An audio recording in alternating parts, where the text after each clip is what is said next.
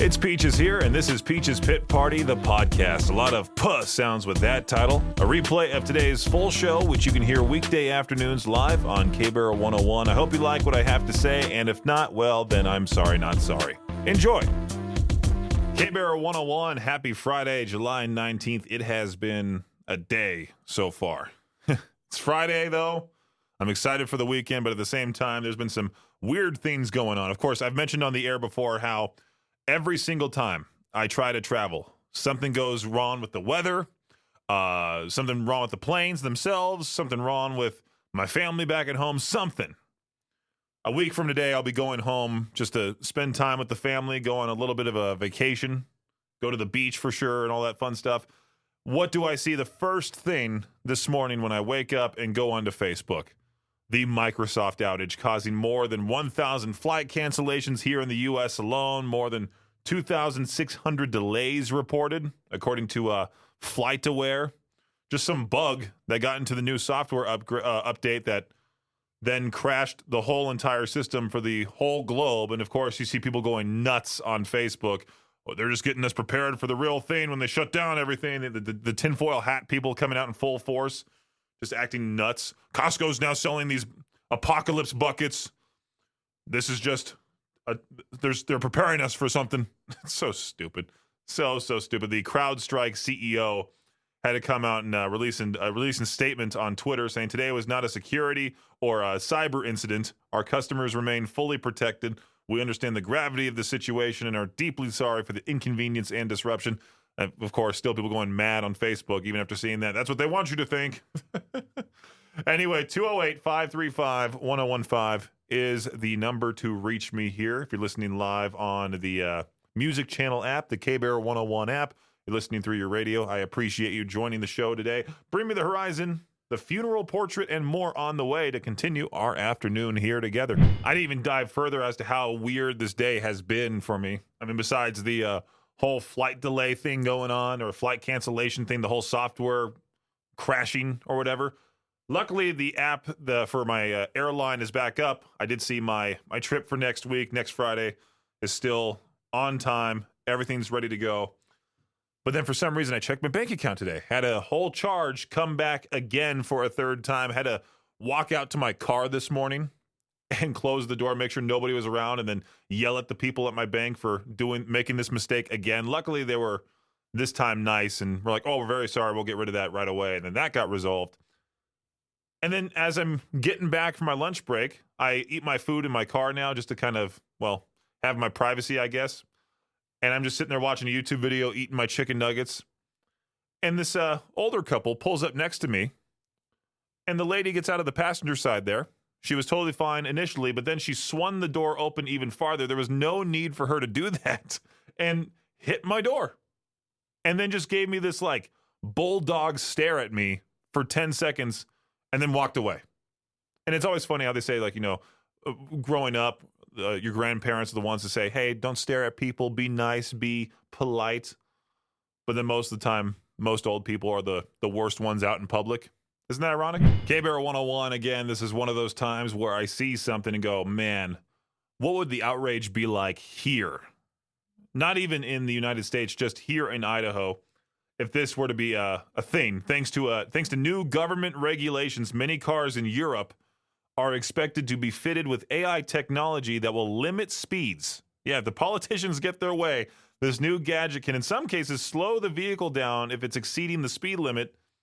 And then it asks the question, that's a bit creepy, don't you think? I just think it's more control over there. But if you are one of those people that's going 100 on the highway, there's no need for you to break the speed limit. You're going to get pulled over anyway. I get that. But if you're going like 82 in an 80 zone and they slow your car down, that's stupid, right? My cruise control that I have in my car, I do like, but I also hate it at the same time.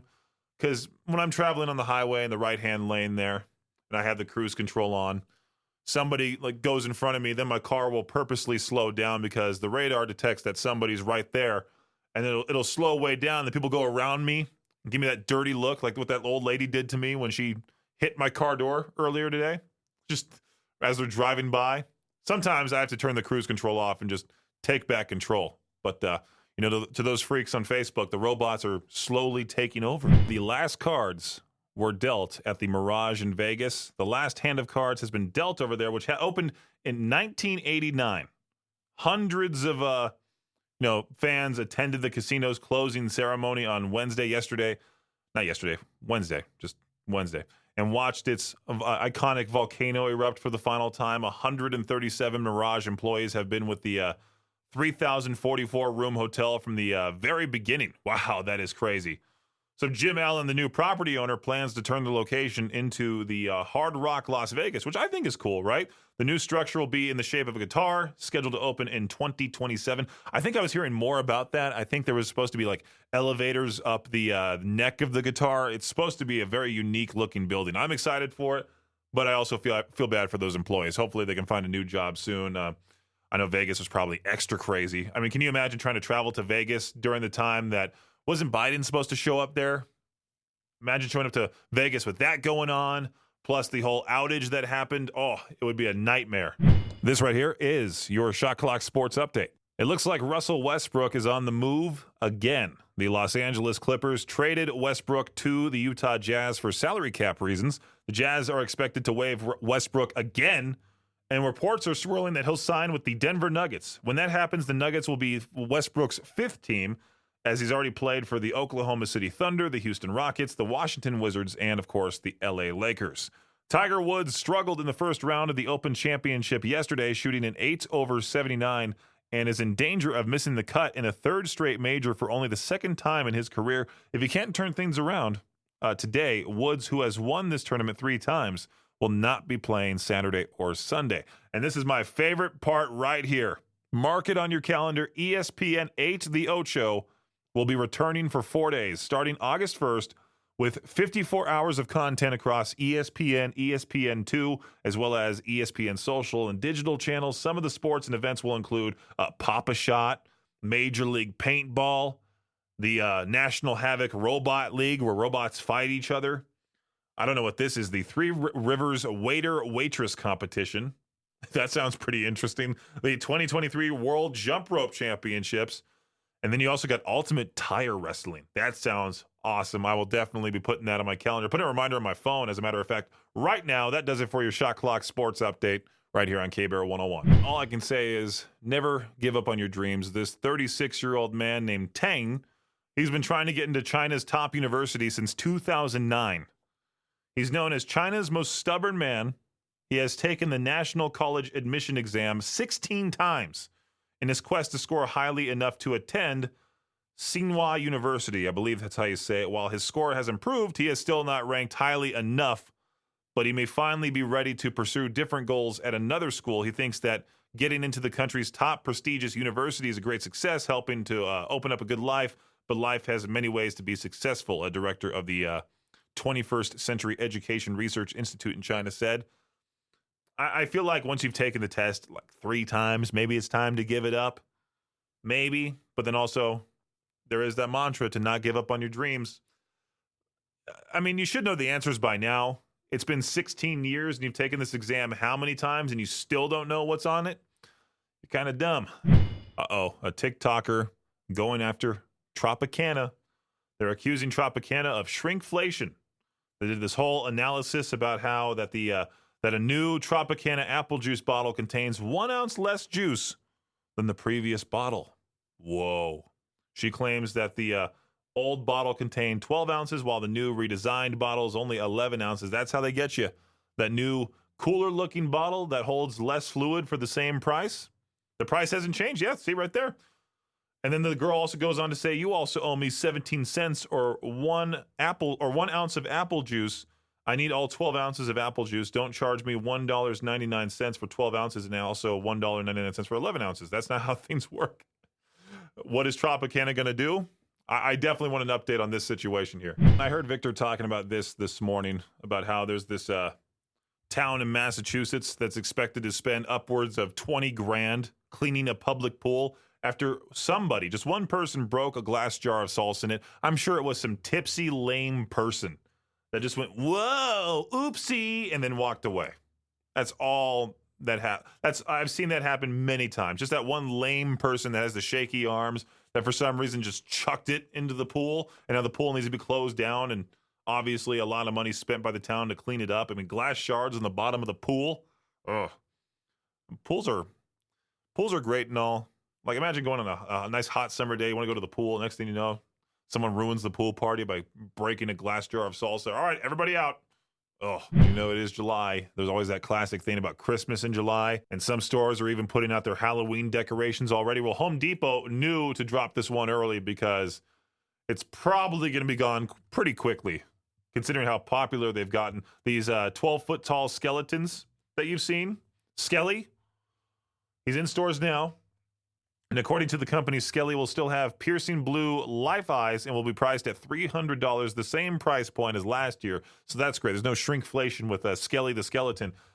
If you want one in your yard this year, you better act now. I mean, if you want to join that coveted 12-foot tall skeleton owners Facebook group and then brag about how you still have that, how you have it up and that you're going to keep it up all year long, put it into a nice pilgrim outfit for Thanksgiving, then dress it up as Santa for Christmas the month after, then give it a nice party hat and one of those, like, blowy things for your party for New Year's. Just keep it rolling. Give it some wings and a couple giant arrows and a bow. Have it dress up as a dead Cupid for Valentine's Day. Like, you can just keep it up all year long. More people my age are meeting on dating apps. Before, dating online was like made fun of, at least from what it seemed like, right? Well, now Gen Z's like, hey, we want to get rid of the dating apps, and we prefer meeting our matches at weird, odd hotspots like funerals. Yeah. Rather than scrolling through Hinge, Bumble, and Tinder, 20-somethings are hoping to score that perfect someone in more unconventional settings such as virtual reality, protests, and funerals. I can't tell which one's worse. Oh, let's protest climate change, and then magically the rest is history. 5 or 6 years later, they get engaged. That type of thing. Maybe even grandma's funeral is the reason why you met the love of your life. That's a little weird to say, right? At least it is for me. I like how there's a label with this. Grocery store tourism is trending on TikTok. It's essentially, hey, when you go to a new area, buy stuff that's unique to that area.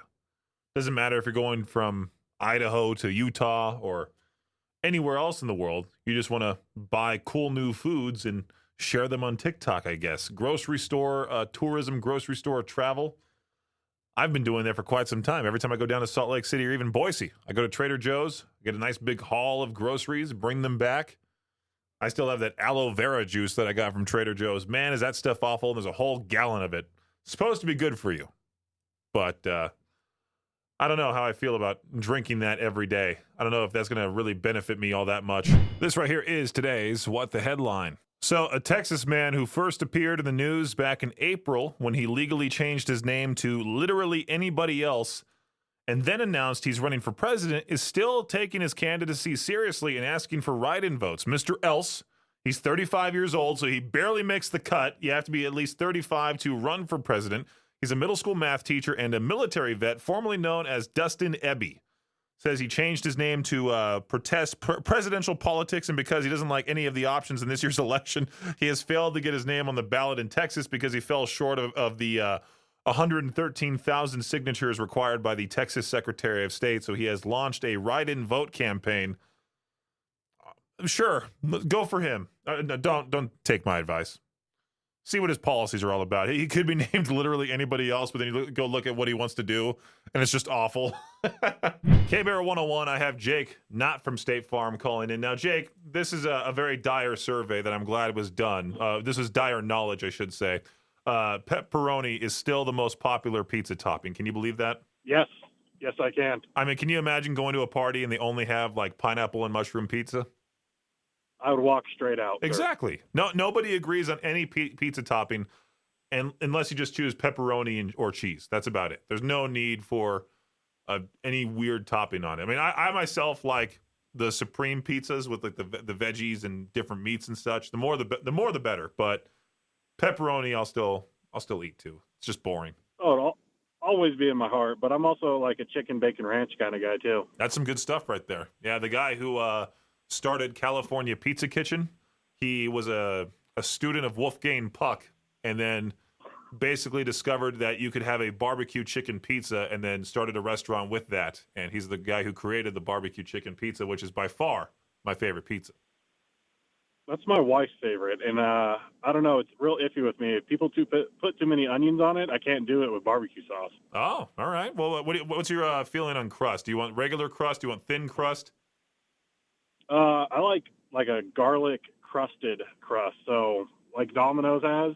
You know which one I'm talking about? Yeah, it's like yeah. a New York style kind of.